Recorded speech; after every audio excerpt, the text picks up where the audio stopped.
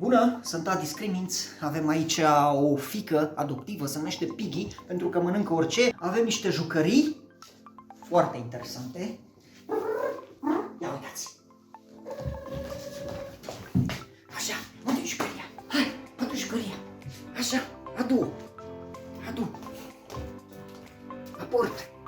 Hai, aport! Așa, așa, adu jucăria! Hai! Continuăm! Hai! Hai!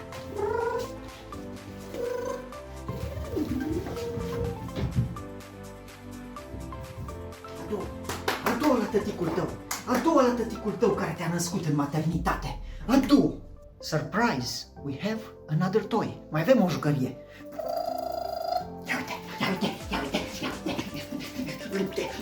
Lupte greco-romane, sport, judo, slava Ucrainii.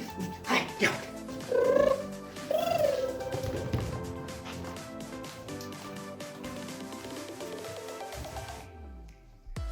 Fratele plictisitor, nu știu unde e, se numește Biluța, e un motan de 7 ani, îl numim fratele plictisitor.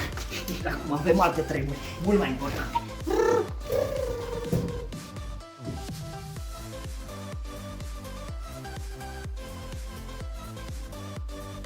I don't know what she's doing.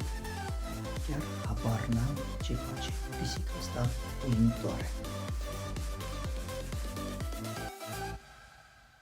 Se spune că pisicile sunt cuprinse de mari secrete. Pe bune?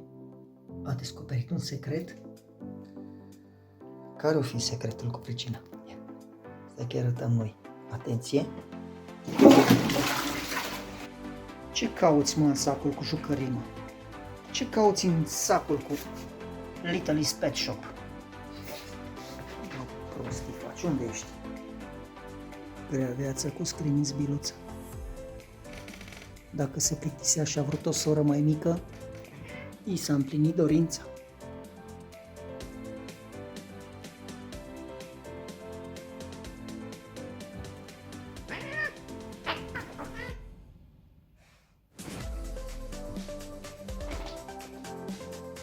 Nu mă băgați în seamă, vedeți-vă de ale voastre.